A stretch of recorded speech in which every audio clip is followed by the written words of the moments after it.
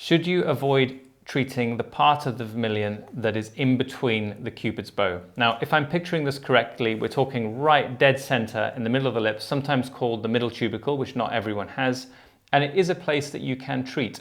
The middle of the lip is more risky because the blood vessels, as they come across laterally, they actually become a little bit more inferior and closer into the lip body. But this is an intellectual point, really. The main thing is that in the middle of the lip, I think aesthetically there's less reason to treat there, quite as much as there is more laterally. There will be people with a middle tubercle that needs some augmentation if you've done the lateral points, but actually I would think your average patient probably doesn't need that many injections there.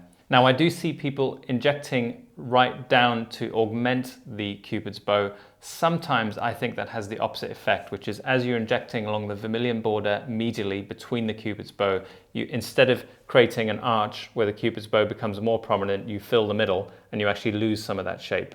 So that can happen, and it's an area that I don't treat very often unless I'm certain that won't happen.